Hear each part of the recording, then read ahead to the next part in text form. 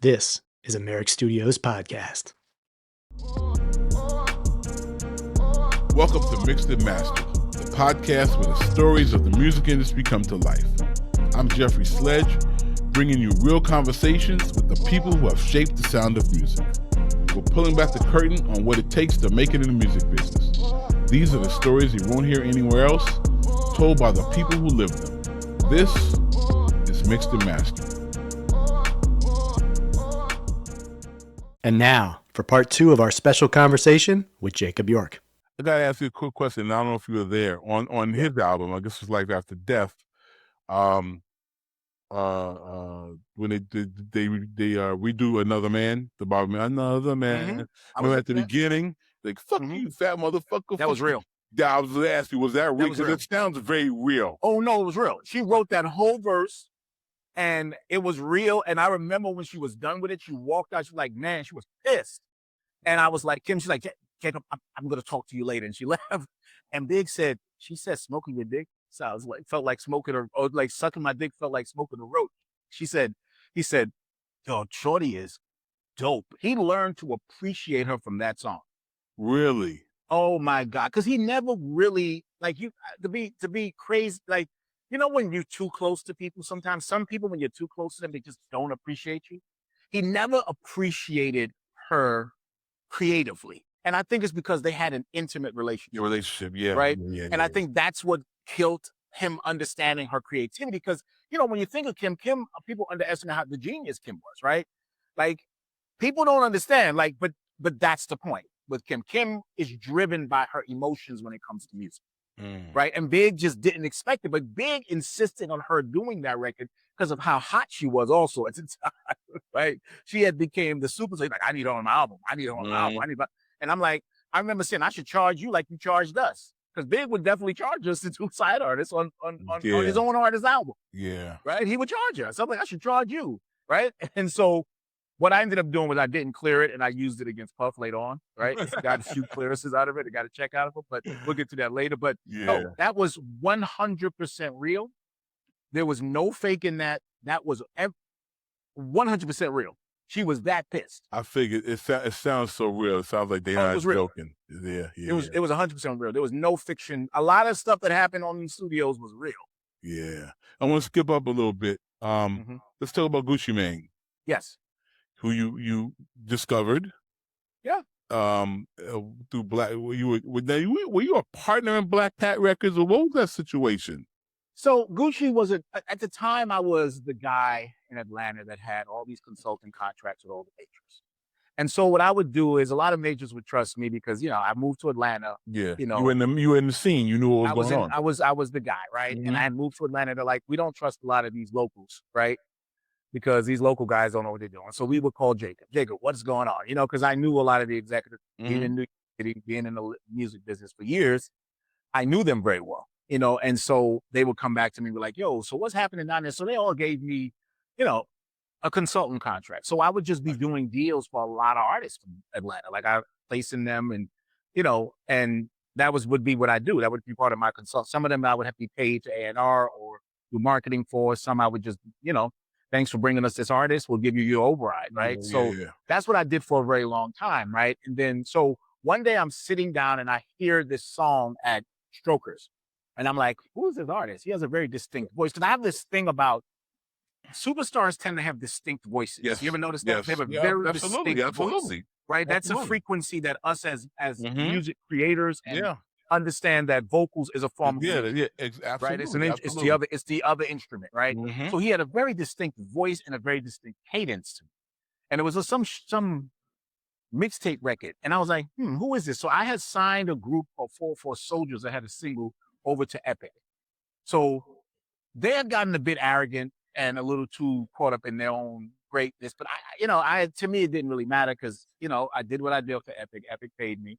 You know what I'm saying? Like, enjoy, right? Yeah. But they came back after they woke up, after the single didn't go where it needed to go. And they were like, oh, we should have listened to you, whatever. And I remember one of the guys sitting at Strokers with me. I'm like, who is this guy? And he said, I don't know. I think it's a guy named Gucci Man. I said, oh, well, get me him. And so I had a couple of lofts down in the West End at the time, right? I had bought into these couple of lofts down there. So I came around the corner to the West End Mall, and those guys bought me Gucci. And what I thought was interesting about him, when he pulled up, hey, Gucci Man, he had a very interesting demeanor. Like he came off a bit on the spectrum, which we found out later he was, right? But he freestyled. Really? And took himself very, very seriously freestyling. Like, when people like, you see what I just said there, right? He was one of those, right? And I'm saying, you heard that, right? Yeah, you see, I killed that, right? And I'm sitting there like this. You're really talking to a purist, right? Wow. You're talking to a purist right now, right? And so I'm listening to him and I'm going, okay, he's going to be a star. This is what I'm saying to myself, because I heard something in him. And I was like, okay, he has a very distinct voice. I'm going to sign him, right? So I planned on signing him to one of the labels, right? Through one of my deals. He was signed to a label called Sign Yourself or whatever at the time. And I said, I'm going to put you with one of these labels. And I jumped in my car. He gave me a mixtape. I listened to the mixtape. I rolled down my window and let the air have it, right? I was like, that's trash, right? And all of a sudden, I started talking to him and starting to work with him, developing himself, right? And so we were developing, and I was like, yo, I got to build you up to a certain level for me to be able to get you off to one of these labels, right? Because to me, get them to the label, give them a marketing strategy, get my override and get my check, right? That was my brain power at the time, right? I didn't want to launch a label anymore. I had just did a label with Universal. At the time, I had an artist named Quavo Gold, and he was a producer / artist, and he was like Polo's older brother and more talented brother, right? And I had just did a deal with him, and his album had everybody on it that you can imagine, right? Like everybody from Little John's first record to, it became like a compilation. It was called Red Clay. If you go listen to it, you'll see how artsy fartsy the record was, right? Okay. He just had a few issues with himself from, substance abuse and, control issues, but he was extremely talented, right? And so that experience and working with him and Polo and Akon at the time was a part of it, and building that label thing reminded me of the trauma of entertainment. So I kind of was like, I don't want to do label. I'd rather just stay this independent contractor. I'm buying real estate in Atlanta. I'm making more money than Jesus Christ right now. I got the ringtone, the digital. I'm buying rights to these masters. I'm just chilling. Like I don't want to because I started doing the label grind, owning the label, building. You know what that is, right? That's just. I was like, I'm not interested. So Cat comes to me and he's like, yo, I've been trying to do a label. He did that to me a year ago, but I've been spending a lot of money. And I've sold, I think he said he spent a couple $1 million and he sold 3,700 records. Wow. Right. And I'm like, okay, well, fire everybody because you're nuts. Right. So we were driving around. He called me, picked me up one day. I wanted my help with something. And we're listening to Jeezy's mixtape, Trap or Die. And we're going through it. And I think we're on our way to the Sharp Bar or something at the time, or Justin's something at the time. And we get down to the bottom half and Icy comes off. And Kat says, man, I love this record, man. This Jeezy record is dope. And I said, that's not Jeezy's record. That's a kid named Gucci Man's record. He said, who? I said, that's an artist named Gucci Man I'm working with. That's his song. That's not Jeezy's song. I'm propping him up to sell him to a label. He's like, well, bring him to me. I'm trying to do the label thing. And that's where that started. Wow. Right? And so I made the marriage there. And I began to say, okay, cool. Well, but then Gucci's like, man, while this guy is what he is, he doesn't know shit about the music business. So you got to stay involved. So now me being an independent weekend warrior forced me into a joint venture with, taking ownership of Big Cat Records and building this entity. And also I felt like Big Cat had somewhat of a local army. So he was preventative because I knew Jeezy's personality very well. So I knew at some point, if you're putting this man's record on your mixtape, you're planning on taking it. Right.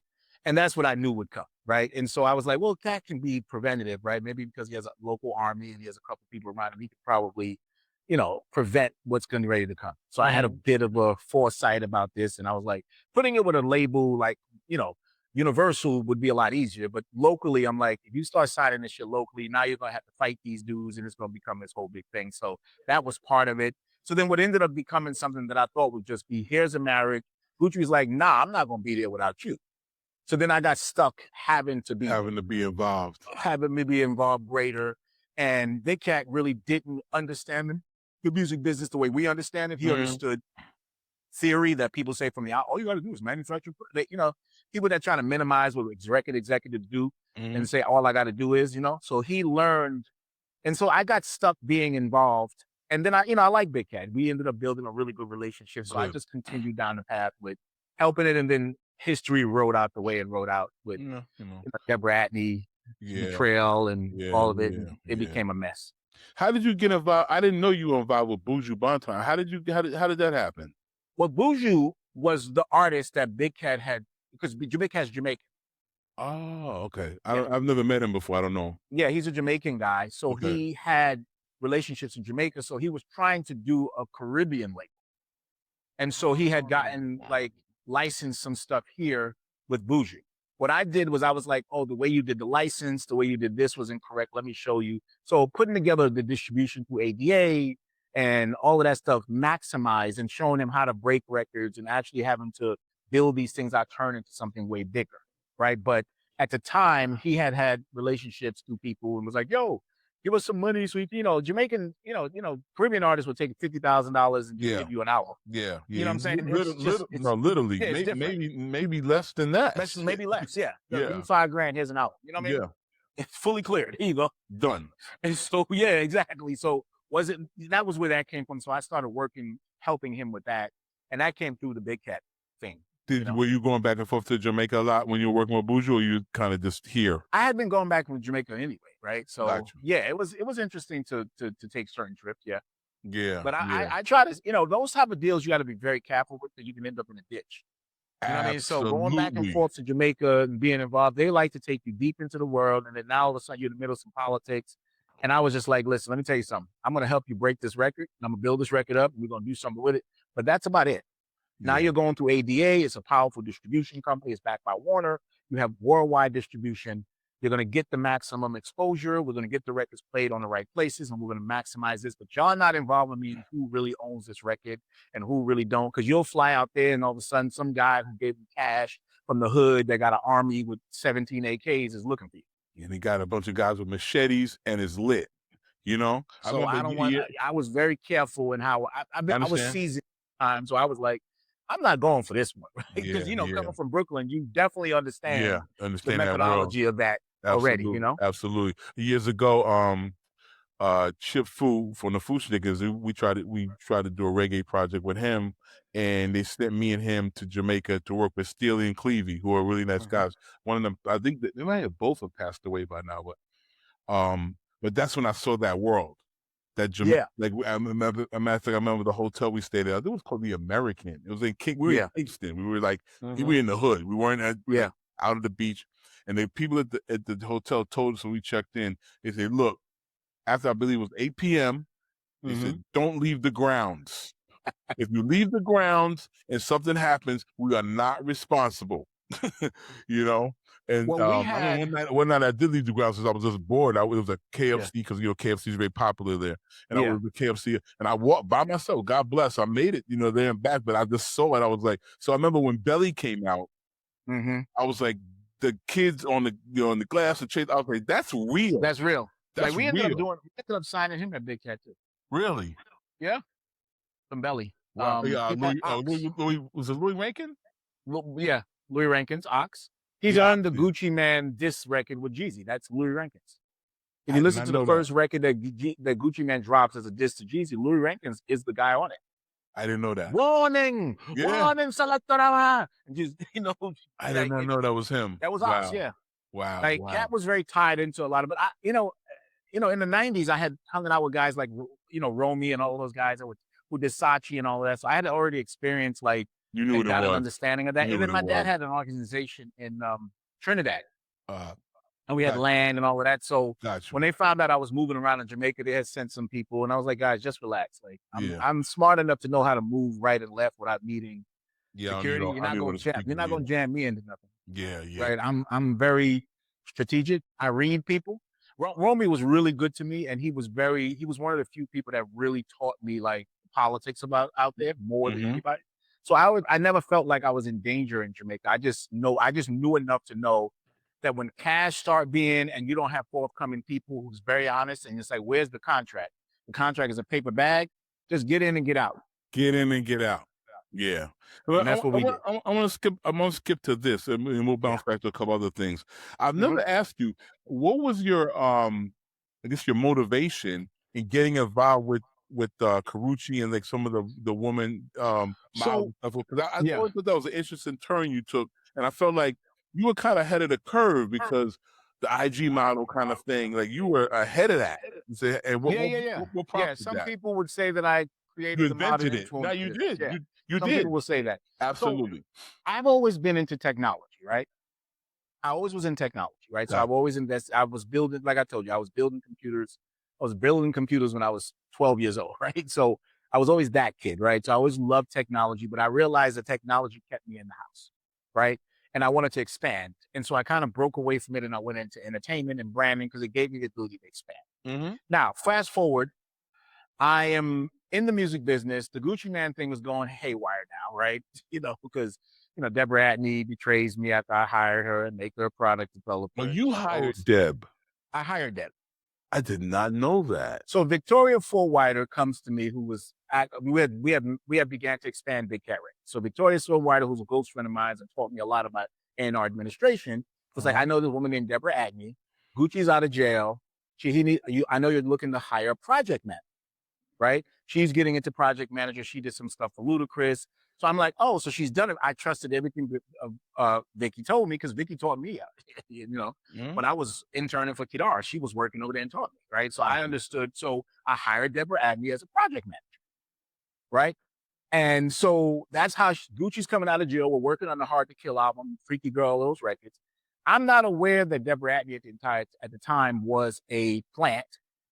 I had no idea that her brother's name was Jimmy.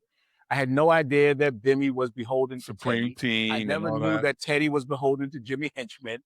Never knew that she came in with the pure intentions of usurping everything and taking Gucci Man. I had no idea. I thought I was helping her learn how to be a project manager. I was sitting here, she was working in the office, and I was teaching her and setting up stuff. And I should have called Shaka and said, did she work for Ludacris? Because I just believed Vicky, and I said, okay.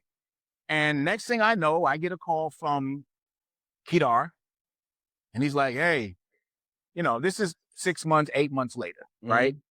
I get a call from Kidar, and he's just like, hey, Jimmy's saying he's going to challenge your contract with Gucci Man. And I said, Jimmy who? He's like, Henchman. I'm like, what the fuck this man got to do with Gucci Man? So then I get a call from Jimmy, I just saw Jimmy. He's saying he's coming after Gucci Man. I said, what the fuck does Jimmy have to do with Gucci Man? I have no idea. Like, I had no idea. Wow. I did not know that this was a full plant from jump. She came in with the intentions.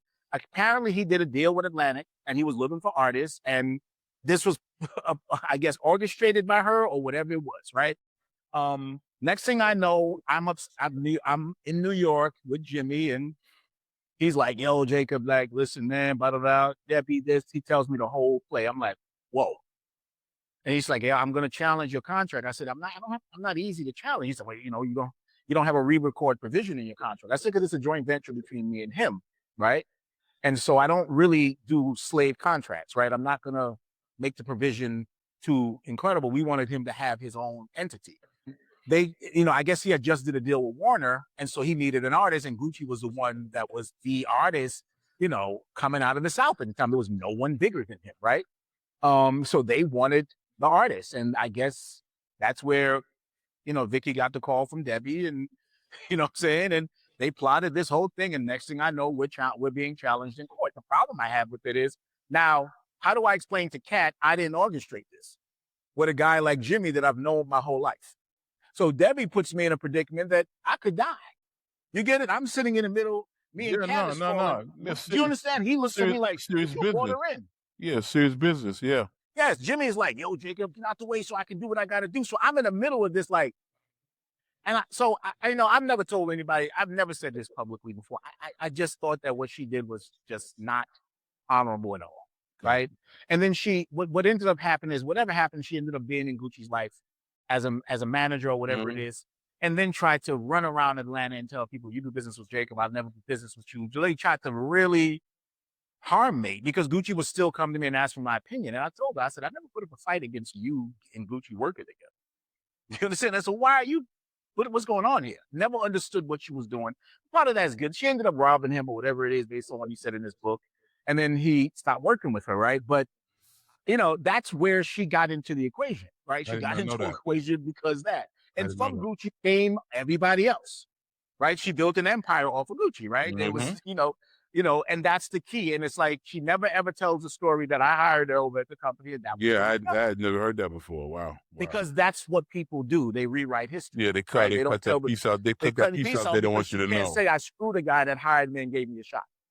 Right? So, but that leverages into the influencer thing, right? Okay. So me and Kat are arguing, Gucci and the battle with Gucci and stuff is happening. And I'm just like, this is why I didn't want to get into this label politics again. I'd rather see, as an independent contractor, I would not have been this deeply involved, right? I wouldn't have been hiring Debbie and looking at her 16-year-old son doing backflips in my office and he's like 9 feet tall and putting up with this and that and that. Like those would have been, that's what I tried to run away from, right? But so at the time a young woman named Amina Diop comes to me and she says, I want to learn the music business. I think she was working as a check cashing person or something going on.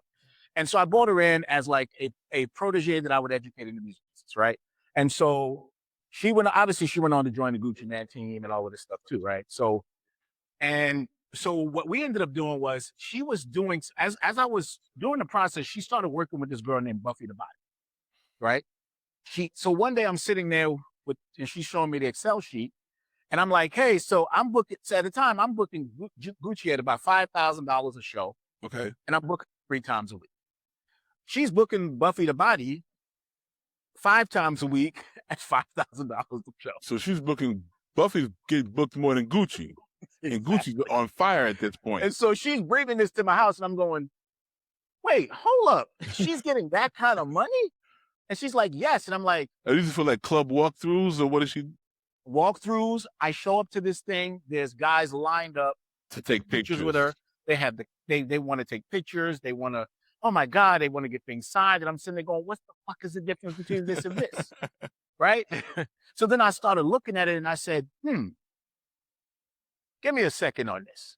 And I started really running through my brain about what the possibilities were here. And so MySpace becomes a thing. Remember that era? MySpace starts emerging, right? And everybody starts getting on MySpace. Mm-hmm. So remember at some point, MySpace created that music widget. And they put it where you can, and it shows you views. Mm-hmm. And so what I said to Amina, and I said there was a few other young girls and managers that were out there. I was like, that had these followings. I would see their MySpace page and they would get massive amounts of views on their MySpace page. So what I did in my relationship with the record companies is I said, hey, do me a favor. If I can break your artists, what does it cost? I have an ability to do it through MySpace. At the time, I signed up about 35 girls or women or influencers, whatever you want to call them. They became influencers. They at the time were video girls, right? Or they were men's entertainment girls, right? They would do Black Men or FHM or Maxim or whatever. I signed up a bunch of them, right?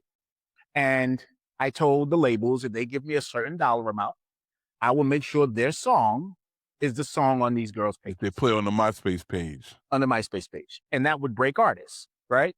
And so the labels would pay me. And I would start doing it. Influencers. I don't know what, according to everybody else, that's what it was. No, I didn't look at it like that. I didn't look at it like, I'm a record guy. I see a marketing potential. I know it's male. I know hip hop is very male driven, right?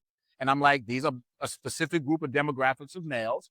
And they like this woman enough to spend $19.99 a month to see her in lingerie.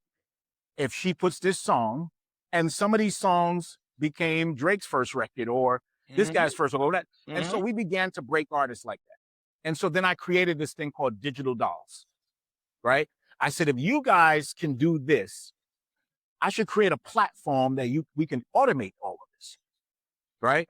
Where you can sell your pictures through a short code directly to somebody's phone, right?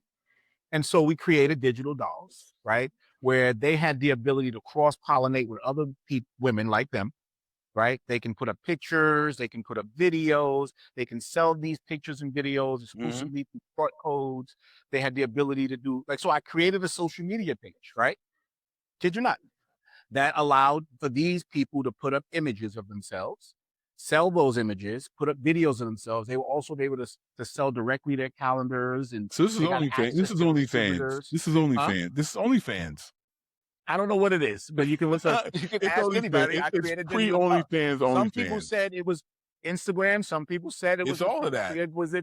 All I know is that when I ended up selling the company in pieces, the technology was interesting. You search. We ended up getting, I think, like 25,000 different girls joined. It was just, but you know, I was asking what crippled us. They said, what crippled you? I said, hosting space was so expensive. There was no AWS, right? It was so expensive that these girls didn't have to pay for their hosting space. Remember, we built their websites, right? And, you know, we built their websites. We hosted videos. We hosted DVD distribution, the DVD. We did a lot of things. Like, we had to compress them. Remember, back then it was about compressing things to real audio, to wave, like, so there was a staff, right? So we were burning, but we had to host this shit. And so my hosting bill was so ridiculous in comparison to what the return was. I just had to begin. I was like, listen, this is killing me. I've put hundreds of thousands of dollars in it. My partners, and you know, were like, this is killing me. I mean, we were actually, and then we got to a point where we started doing specific photo shoots. We're running ads in these magazines with these young ladies with their short codes. And what a short code is back then, now you can text someone a video or whatever with, you know, but back then a short code is, you know, what I was doing in the ringtone business. Like what I was doing one of the things I was doing when I was consulting the labels was I was buying the ringtone rights to a lot of the artists that I was putting at these labels. I was buying their ringtone rights. Got you. Right. So when they ended up, when ringtones became a thing, a lot of labels had to double back with me and buy it back. Yeah. I always understood the technology. For 10X, 20X. Yeah, the 20Xs. You know, so I owned the rights. Yeah, I gave this artist $2,500. He's like, ringtone rights? What the fuck is that? Okay. Right. And we'll be right back. I'm Bun B. I'm a host and a co-owner at Merrick Studios, and we just took things to the next level.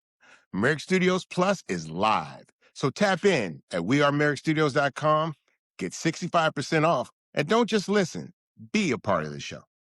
Master the art of lyricism with Pendulum Mink, the first school for rap. Learn elite techniques through immersive lessons, real-world exercises, and guidance from hip-hop icons. This is where MCs sharpen their skills and glow boldly on the mic. Ready to level up? Visit pendulummink.com and start your journey today. And now, back to the show. And so that I was able to resell it back to the labels later on. Same thing, like the way we were able to get a big deal out of get what we went out of. I remember we was trying to get what we went out of Craig, and he didn't want to do the renegotiations for Kim. And I said, you know, we never did a piece of our contract that says that you control any digital rights. He said, what do you mean? I said, read the contract. I said, either you give us what we want, or I'm going to release this shit online through Liquid Audio. Liquid Audio. Wow, I remember that. Remember that? Yeah, because I had actually did a deal with Liquid Audio back then to do a lot of our digital distribution. At the time in the 90s, I was building, you know, the label. You know, I was building like DJ Clue's website. And a lot of people who didn't understand that, we had a whole system down there in Atlanta. My brothers, people that we were building people's websites, and I understand in the technological era, I just was ahead of it. Right, like Entertainment had one of the few label websites in the 90s when label websites made no sense, right? Like Independent Label, Rockefeller didn't have one. We ended up having to build theirs, right? Right. So the Jacob business, not the entertainment business, the Jacob business on the side was helping build. So back to what I was saying, I began to build this, but I was burning through. Like I wish the what service space costs today is what it cost back then, because it was rough, right? So then I ended up selling it, piecing it off to different people that wanted different pieces. The Chinese company wanted some content company. We had control. We had large libraries of videos that we produced for the young ladies too. Like we produced their videos, but a lot of them couldn't produce dope videos. So while they made a percentage of the DVDs, they didn't care about the online distribution, right? Because you could sell the videos too. So if you say text, they might get 500 users, because a lot of people weren't using short codes. You know, when a short code is just a short phone number, you know, your phone number is a long code. Short code is that text 999 to 6. That was the technology at the time, right? And so that's how we were selling the pictures to people, $199 that. And the girls didn't really care. Well, I don't want to keep calling them girls because people don't think it's misogyny, but the digital dolls did not care about that business as much as they were caring about the physical distribution of DVD business. And we created like a database of like, here's the people that manufacture t-shirts for y'all. They had a whole search engine built in, a back end built in, and we had a lot of users, but I was burnt. I was personally funding it. I got a couple of thousand. I mean, I gave up some money. This guy Leo Marshall, but everything else I was personally funding. So the server space was bleeding me dry. So I ended up selling it off. A few years later, Instagram popped up. You know, a decade or so later, OnlyFans popped up. It's a whole bunch of shit popped up. Wow. Right? It was just a bunch of stuff. So but as I was doing that, I began to understand the potency of these people. And so there was Warhol had this whole thing called the factory girl. The factory. Eddie Sedgwick, right? And so that was the first it girl. So I was like, wait a minute. These people have a following. How do we find those with talent and a following? Right? Because if they have the capability to build this following on social media, what's the difference between an artist? At the time, I didn't have the metric to say, well, some of these followers are just views versus like really real following, right? Some people just want to see half-naked girls, right? Or, it's at the beginning. This is 2006 as I'm imagining. Really at concept, the beginning. Right? Yeah, that's how far back it was. That's really early. Right? So, but Buffy is making $2 million a year, right? I remember she was on these fire. guys are cranking out money. So it's not like it wasn't lucrative. It just was what I was, I'm always going to think scalability, right? So I'm thinking scale this, turn it into more automated. And so time. Buffy was making $2 million a year? So let's do in math. 2006? Jeez. 2007. Allegedly. Because I don't know what she reported. Allegedly. Allegedly. But think about it. If she was doing on her website $29.99 to subscribe to her website, right? Let's say she did 1,000 people a month. So that's 30,000 a month. Do that in a year. She was doing 5,000. And that's not people purchasing the DVD for $4.99. That's just subscribers. Posters, purchasing the $69.99 calendar. That's just subscribers to a website that we used to subscribe to see pretty girls and thongs. So she was, and then that was not appearance. That was none of that. Yeah, not the club appearances right? and the walkthroughs. And then she was being paid to be on the cover of Black Men's. And she was in videos. And she was the video. She only did one video. She only did one? She only did one video, and that hype went crazy. She did Tony Yayo, and she went crazy. After that, when she started hanging out with K Slade, that became post Jacob, right? She did one video. She was with K Slade. I forgot about that. She was with K Slade. I forgot about that. That's when Amina and her moved on to a different world. I just kind of, when I sold the platform, I kind of backed away from just it because I didn't realize it was I wanted to be away from men's entertainment, and I wanted to be in the talent space, right? Not that I had anything against men's entertainment. I just was like, you know what? I'm not trying to be in that business because as a Black man in men's entertainment, I look like a pimp, right? And I think pimp are the worst group of people on the planet. So I just don't want to be seen that way. So I kind of sold off the company. And part of it was obviously the stress of dealing with, 5 women in back end and the cost of serving just constantly. And it was just like, you know what? Again, I don't mind hard work, but when I know that it's not scalable the way I need it to be, I know when to sell. So I sold and moved out, right? So then I still looked at the business as the it girl, right? The factory girl, right? Like there is something there. And with the emergence of social media, and I started seeing it, I was like, okay, you got these young women and these young males that are building, at the time was building following, right? My ex, I was dating a girl who I started to test this idea of a factory girl on, right? And I realized it worked, right? Like we coined words like vacation together. We would do the first YouTube, go on vacation, make videos together. And, if you go back and remember, very few people were doing this. Like nobody we were the was one, doing that. But I was like, let me take her to Turks and Caicos, not Cancun. Let me take her to Tulum, not Miami. Let me start creating these travel things. So we would have these travel blogs on YouTube and on Instagram and all this stuff. And we started building this thing, but she didn't want to be in that world. It was just me taking my girlfriend and making her that, right? So then she recommended me. She's like, listen, these young ladies would care about what you're trying to do, right? Because then I took her and I was like, I stunt cast her in the movie I did, right? I was trying to do it in percentage, but then I stunt casted her in Brotherly Love. And I was like, and I was trying to explain to the people, because I funded the movie, I had a little bit more power over it. I was like, this is going to be the future. These people with huge social media following are going to be the future of marketing because everything is going to go to streaming. And at the time, we were making exclusive movies for this small company that used to do DVDs. We made their first independent movie called Netflix. And so I looked at it like they will be the ones, because of the direct correlation between their social media page and streaming is the key to finding that level of talent, right? Who is the future talent that can be they don't have an ability to open in theaters. Theaters are coming down. Remember, so we have to figure out who can be that. And Hollywood looked at me like I was crazy. They're like, Netflix, we'll never make a movie for Netflix. You know, the only people that got it was Shaquem Latifah. It was like he would have given me a shot. I was able to make these movies with them. Cam, as a client of mine at the time, was like, let's rock out, let's make percentage, right?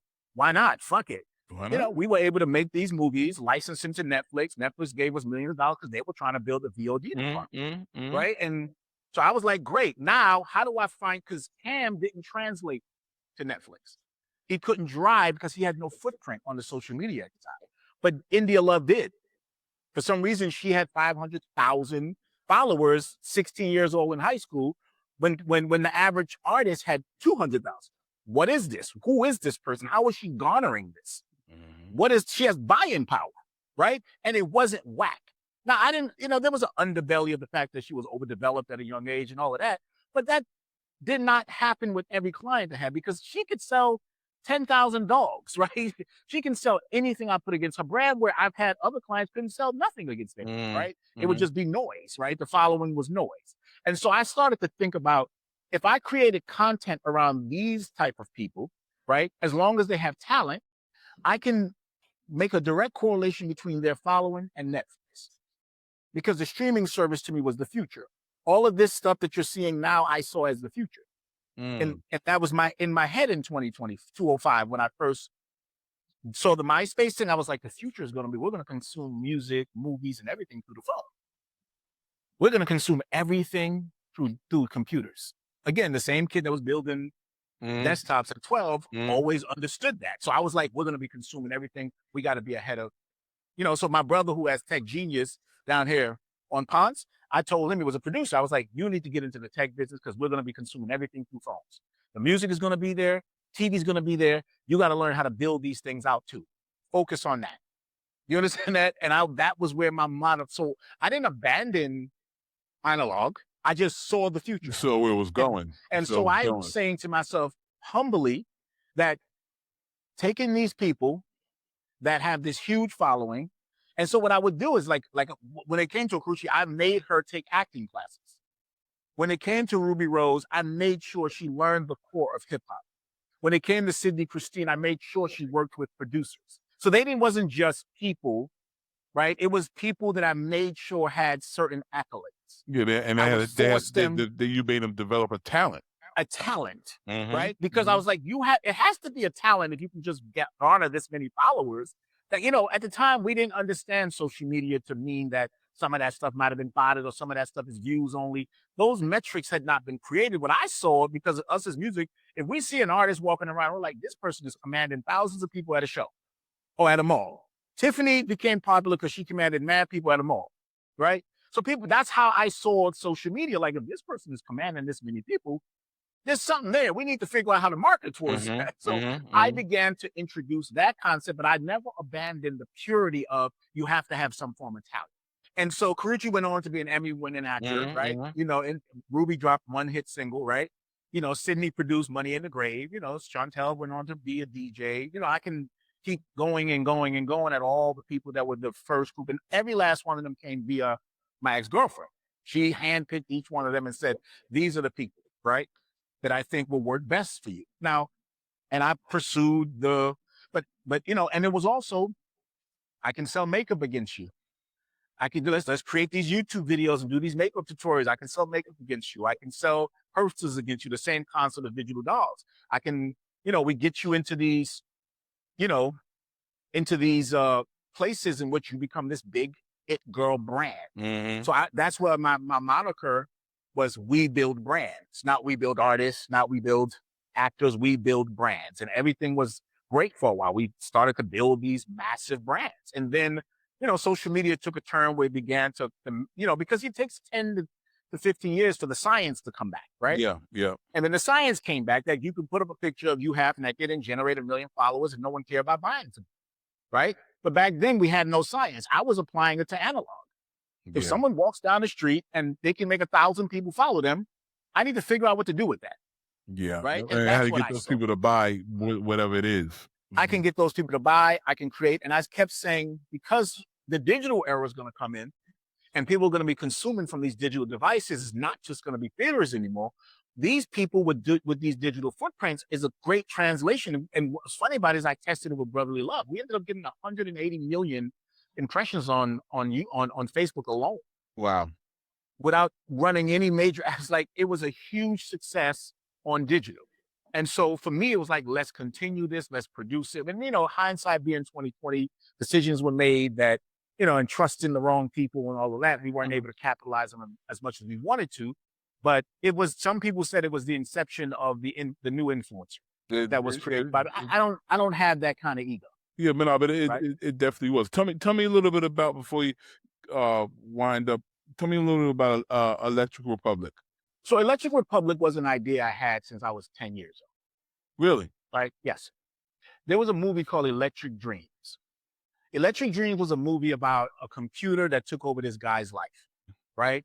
It was made in the 80s. It was about a computer, and it woke my mind up to this, because at the end of the movie, the computer becomes a software that literally, it becomes sentient throughout the movie, and it begins to take over this programmer's life. Okay. Because it, whatever. And I was like, wait, what the hell? And so what ended up happening after that was the computer itself at the end of the movie went out into this thing called the web. And so I was like, okay, let me start reading up on all this stuff. So I started reading up on all this, and I become obsessed with building computers and writing software and all this stuff. And Electric Republic was this entity I wanted to create that merged creativity with digital. Gotcha. And so so that's what made me kind of like study talent, pay attention to them. Say, Dad, I want to go to the studio versus being in my grandmother's restaurant. I don't want to sit in my house programming my PC. I want to, I'm the guy that finished Nintendo games and was in Nintendo Power every other month. Like, if you pull up those episodes, some shits from like the 80s, you'll see me in there. Like, it just, I was the guy that got you the Contra codes, and like, that was me, because I've been right. And I still got my Nintendo right here, right? But NES, right? Yeah. But that was me. But I told myself, I was like, listen, if I sit in the house and do this, I'm never gonna learn the creative side of it. So I started studying it. And so as I was building the creative side, because before I worked with Big and them, I worked with like UTD. Remember UTD? That was that group that was signed to EMI. Gary Harris signed them. I don't remember them. What is there was an artist, and there was like 2 guys and a girl. Okay. And one of them, it was an artist, and actually one of the members was a guy named Dante Bazet. Dante Bazet ends up changing his name to Mos Def. Wow. Right? So that was a group called UTD. Okay. That was signed to EMI. So there's another group named Bush Babies. I remember worked Bush with, Babies. right? So it was a bunch. I would work, I went to school with Kenyatta Blake. Okay. Buckshot Shawty and Black Moon. So that was my first like independent type of artist, and I learned the hard way. How it works in the business. So I had already began to like learn the business. And so when I just never thought the technology and the music itself had found its way to be here yet. And so when I saw this coming, and then we were getting close to the new Apple phone and new this and new that and all these things, I said, time to launch Electric Republic. Nice. It will be the first merger of true creative with artistic, but Electric Republic was launched with those people who I thought were creatives that had footprints online, right? And we made movies, and we did a whole bunch of, I made one of the first scripted series at Amazon Prime before they even did scripted series, and got nominated for an Emmy for it. So there was a lot that we were doing in the space, right? That, shot it on Apple when Apple was trying to do their first, like doing all this cool shit I was doing, right? I was, I had some reserves. So I was just trying to do really cool shit and trying to make Electric Republic this new, format, and obviously a lot of people have come in and done the job and moved forward and did things. Because, I tell people all the time, like, being Black, you don't have access to a lot of finance and other people have access to, right? And so a lot of times someone who has access to financing can do things you can't do. And people say, what do you think the downfall is? I'm always 12 years ahead.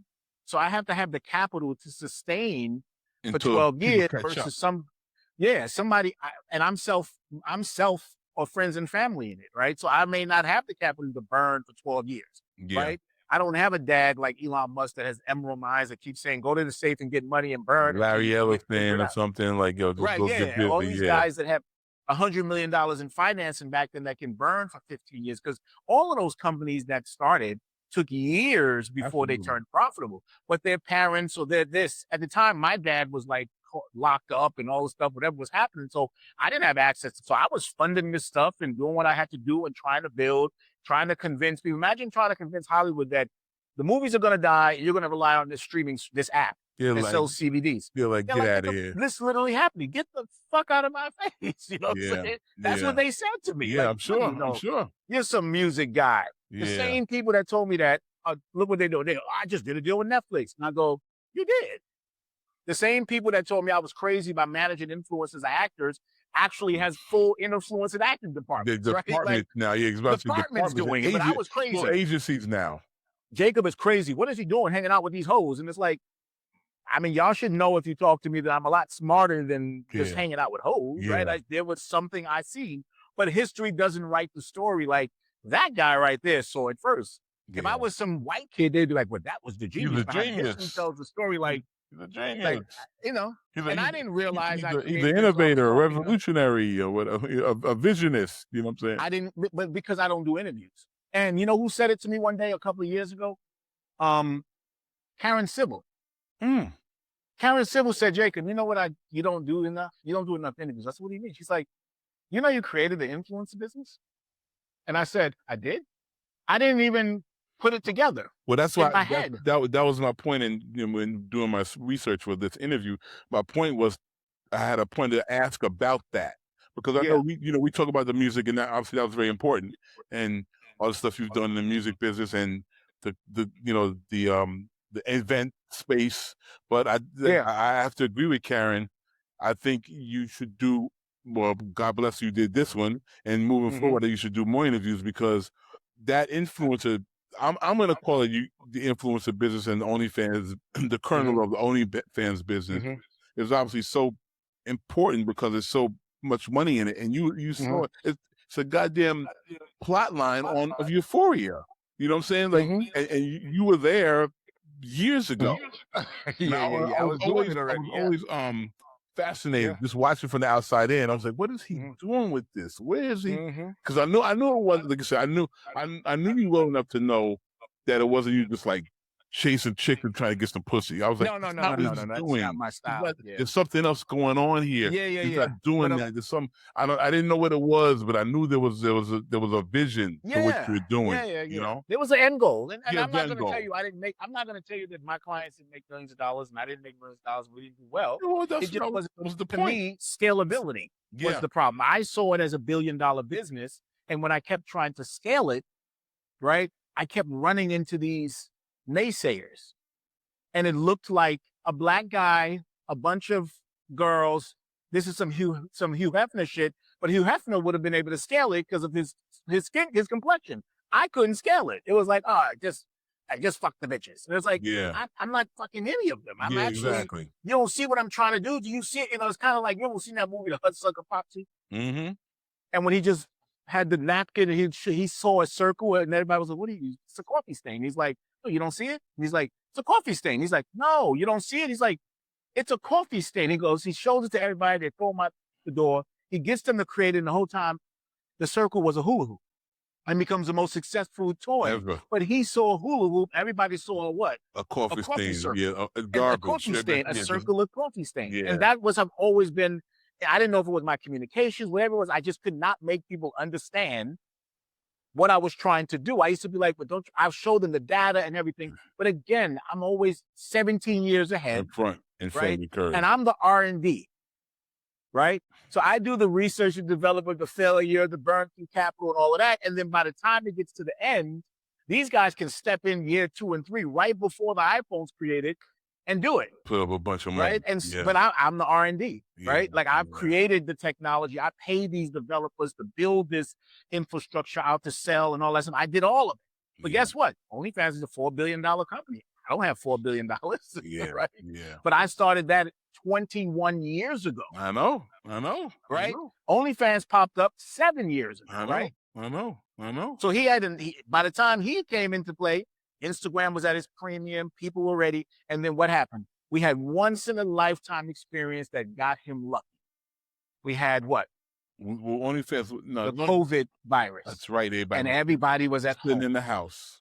And that exploded OnlyFans into a monstrous machine. There was no COVID virus in 2006 when I built the first OnlyFans, or when I built the first Instagram page. He had a captive audience. Yeah, he had a captive audience because you couldn't go nowhere. Nobody could go anywhere. But I was 21 years ago seeing this vision like, look, we can build, this going to be this. And people are going, I don't see it. Like, look, Picasso is, Basquiat became valuable after he was dead. His art was selling for what, $2,000, $1,800? Now it's selling for $200 million. That's real. People learn later. Guess what? I have no... You know what I'm saying? I have no, I can show you proof that I had a streaming service that was advertising driven before anybody has. I can show you proof of it. It was called iFlix. People didn't believe me. I remember having a movie script for a movie called Black Boys Look Blue Under the Moonlight. Nobody wanted to make it. If they changed the name to Moonlight, Brad Pitt made it with A24.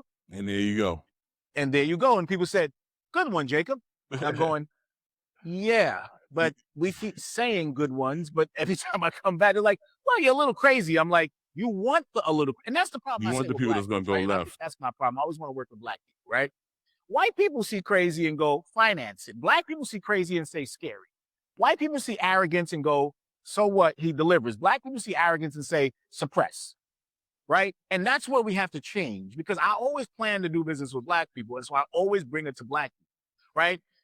I don't go to white people first. I think that they have enough privilege. So I always come to black people, and it's like, there's a lot of short-sightedness amongst black people. It is. You know what I'm saying? Where they just, if it's not already happening, there's no potential for it to happen unless they're black adjacent black people, right? Like the ones that grew up in privilege and stuff. And I think that's part of the reason why I'm the way I am, because I did grow up in that privilege, but I grew up in revolution. Yeah. So I always think black first. Yeah. You know what I'm saying? I always want to work with black first. So I would never, I'm like, I don't want to sign a white client. I want to focus on black people only. You know what I'm saying? That was me. Yeah. When I had options in the influencer business to sign some of the biggest names you hear today, they all came to me. And I'm like, no, black people need this. Yeah. I'm signing black folks. I don't need you. I don't want to sign Charlie D'Amelio. I want black folks only. Yeah. Right? And then sometimes I have to say, you got a little too revolutionary. Yeah, open up a little bit. Well, open up a little bit. You know what I'm saying? So I'm gonna wrap it up with my 3 questions I asked at the end. So give me your 3 favorite artists ever. Just any genre. It's on you. All time. Just whatever. It's your phone. I consume music at such a fan level and at such a frequency, I can't say that. Okay. All right. I can say 3 artists I like that, because I love the Doors. I remember I told you the story about how I played the Doors. I played the Doors for Biggie, right? And that changed his perspective about making emo records. I played The Cure for him. I played him, I played him Depeche Mode. So it's like there's eras for me and moods for me. So I can't tell you that one artist or 3 artists or, you know what I'm saying? But if you say, give me 3 rappers or 3, you know what I'm saying? 3 rappers. Slick Rick, Mobb Deep, Outkast. Okay. 3 rappers. Good call. My favorite group is Mobb Deep. My favorite rapper is Slick Rick. Okay. Yeah. Give me your 3 favorite, clubs in New York City during that era. Phew, man, it was such good. Limelight. Limelight. There was, what was this other one? System. Lot 61. Okay. But there was the Bowery Bar too. I like that, but I wouldn't consider it a club. Yeah, it wasn't really a club, but it was a hot spot. But I used to produce it. It was a hot spot. It was a hot spot. I used to go I threw parties there. I know. I get it. And we're gonna wrap it up with this: your 3 favorite places in Brooklyn. Like areas. It could be restaurants. It could be the parks. It's your call. Your mom's house, So, like whatever you want to do. I would say my mom's house in Bushwick. Okay. I would say Mike's Cafe on the Calvin Hall, Okay. right? And I would say the corner of 8th and 8th and Park Slope. Wow. Okay. Those are my 3 favorite places. Okay. Brooklyn. Great memories there. Great thought. You know, I can remember some really dope shit there. That's what I can say. That's dope. Those are my 3, yeah. I had a fun time, man. Me too. I enjoyed this. I was skipping around because this could have been a 5-hour podcast, but yeah. But I had a good time and I learned a lot. Even researching you, I was like, okay. I didn't know he did this. I didn't know he did that. Exactly. You can catch Mixed and Mastered on Apple Podcasts, Spotify, iHeart, or wherever you get your podcasts. Hit that follow button, leave a review, and tell a friend. I'm your host, Jeffrey Sledge. Mixed and Mastered is produced and distributed by Merrick Studios.